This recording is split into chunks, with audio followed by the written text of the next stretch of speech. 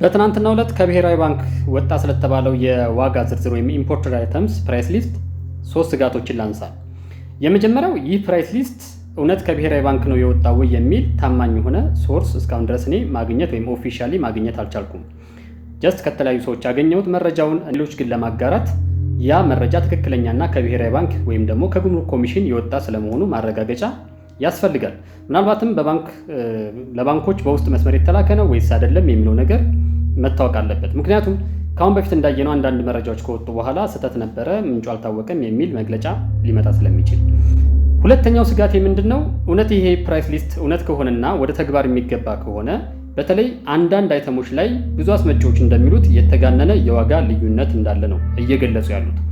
ይህ ማለት ምንድነው? ለምሳሌ አንድ አስመጪ $50,000 ቢጠይቅ ለአጠቃላይ ለአንድ ኮንቴነር፣ ነገር ግን ባንክ በተሰጠው ፕራይስ ሊስት መሰረት 50,000 ሳይሆን የአጠቃላይ ኮንቴነሩ ዋጋ 70,000 ነው ወይም ደግሞ $60,000 ነው ብሎ በዛ ካልሆነ ኤልሲውን አልከፍትልህም ወይም ደግሞ ኤልሲ ሌተር ኦፍ ክሬዲትስ ብሔራዊ ባንክ የብድር ሰነድ ያላትን የዓለም አቀፍ ንግድ መተማመኛ ሰነድ በሚል ቢያስተካክለው ውስጤ ነው።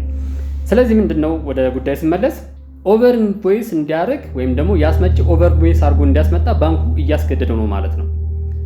ምናልባት እንደምናውቀው በዓለም አቀፍ ንግድ ላይ በተለይ ከቻይኖች ጋር በምናደርገው ማንኛቸውም ድርድር አንድ ኮንቴነር የምንገዛ ከሆነ 2 ካደረግን ወይም ደግሞ ኳንቲቲ ከጨመርን በአጠቃላይ ኮንሲደሬብል የሆነ በጣም እጅግ የሆነ ብዙ የዋጋ ቅናሽ ያደርጋሉ፣ ይቀንሳሉ ዋጋ ላይ ከተደራደርናቸው ማለት ነው።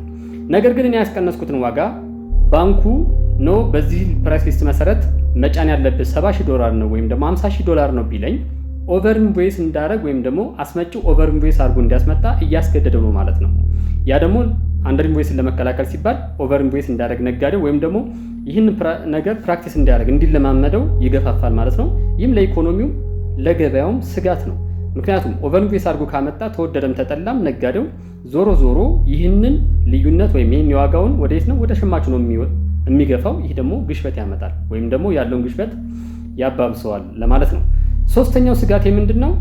ለምሳሌ $50,000 አንድ አስመጪ ቢጠይቅ ነገር ግን በፕራይስ ሊስቱ መሰረት 100,000 ነው ወይም 70,000 ነው ወይም $60,000 ነው ማድረግ ያለብህ ቢባል ወይም ደግሞ እናቀራርቦና $55,000 ነው ቢባል ነገር ግን ባንኩ መስጠት የምፈልገው $5,000 ብቻ ነው አቅም መስጠት ያለኝ የመስጠት አቅም ያለኝ $5,000 ነው ቢል እስከ ዛሬ በነበረው አሰራር አስመጪው ዕቃውን ማስመጣት ስላለበት ብቻ የተቀረውን ወይም ደግሞ ባንኩ አልሰጥህም ያለውን ዶላር አማውንት ከውጭ አመቻችቶ ለቻይኖ ወይም ደግሞ ለማንኛውም ሰፕላየር ይከፍላል። ከባንክ ባገኘው ደግሞ ፐርሚቱን ይከፍትና ዕቃውን ያስመጣ ነበር። አሁን ግን ይሄ መስመር ተዘጋ ማለት አብዛኛው አስመጪ ኤዘር ከባንኩ ትክክለኛ የሚፈልገውን የዶላር አማውንት ማግኘት አለበት ወይም ደግሞ መተው ይሻለዋል ማለት ነው። ዕቃ ደግሞ ፕሮፐርሊ የማይመጣ ከሆነ ወይም ደግሞ አስመጪው ስራውን የሚተው ከሆነ ገበያ ላይ የሸቀጦች ወይም ደግሞ የዕቃዎች እጥረት ያጋጥማል። ይህ ደግሞ በራሱ የሚያመጣው ችግር አለና ምናልባትም በትናንትናው ዕለት በጨረታ የተከፋፈለው $500 ሚሊዮን እና ወደፊትም በሚኖረው የዶላር ወይም ደግሞ የውጭ ምንዛሬ ፍላጎታችንን የሚያረካ የሚያስተካክል ከሆነ እሰየው ነው። እኔ ግን እነዚህ 3 ስጋቶች አሉ ለማለት ነው። ለተመሳሳይ መረጃ ፎሎ ያድርጉ።